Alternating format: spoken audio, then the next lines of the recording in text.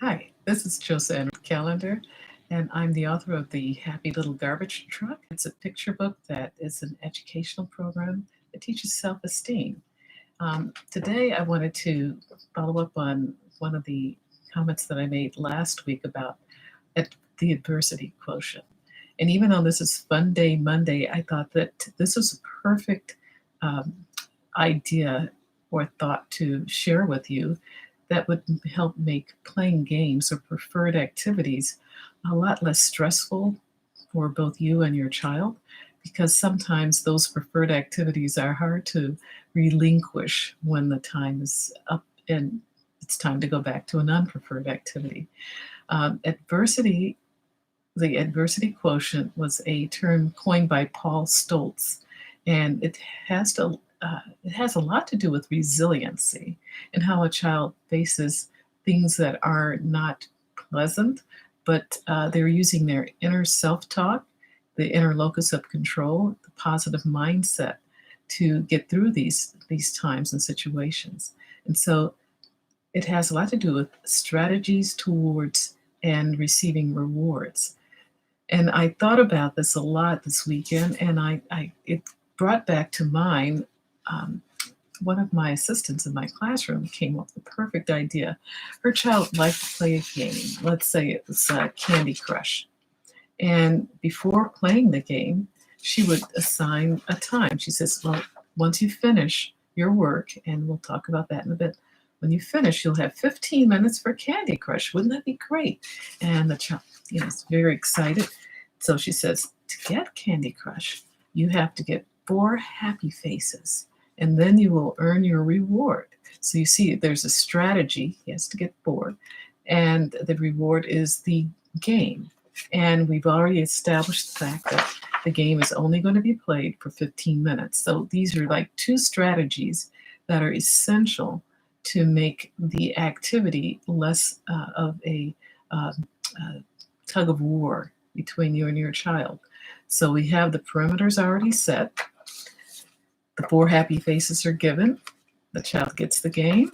And let me say too, these 4 happy faces are kind of spaced out throughout the work that the child is given. Say it's 30 minutes.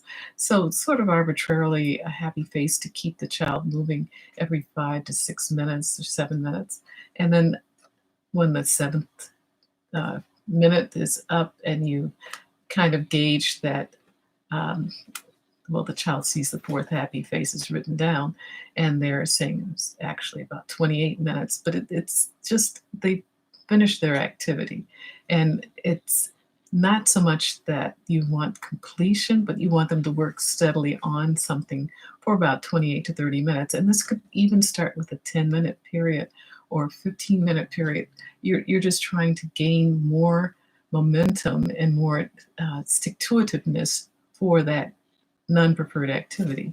But however much you space that time, the game is earned and the child receives the game. You could turn your egg timer on for 15 minutes, and while the child's playing it, you're preparing your countdown stickers, because you know that this game is so much fun that it's going to be really hard for the child to relinquish it. So when you see that the timer is about to go off, you could say, "Okay, you've got 5 seconds left," and then count down 4 seconds left. And you try to time this before the timer goes off so that you have both the reinforcement of the timer sound and the child seeing that their seconds are being counted down to by you. 3 seconds left, 2, and then the timer goes off, and you say, "Well, it's 1 second, and you're all done." And so, child gives the game back to you. Once the game is relinquished, you move on to another non-preferred activities, and you reward the child. But when they give you the game, you give them the happy face. "Oh, that's so great! You gave me Candy Crush when you were all done. So thank you." Now, if the game is not relinquished, you can say, "Oh, we said only 15 minutes.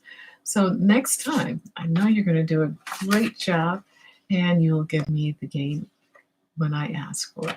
So you're reinforcing it through visuals and auditorily, and you're just trying to build up momentum so that the next time the child has earned their reward, that they're able to see that, well, I'm going to get it for this length of time. And so this is a really good way for me to work really hard so I can get my gain.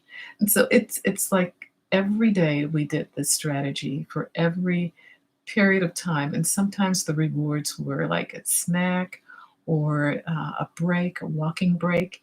But regardless, the strategy of earning the however many happy faces you set up for whatever time frame, however long you want that time frame to be, there's a reward. So there's the strategy and the reward, and you're teaching the adversity quotient while the child is actually learning, and you're building their self-esteem because you're building up the child's ability to face a time where things aren't exactly going their way, but they see that they actually can be in control of their own world.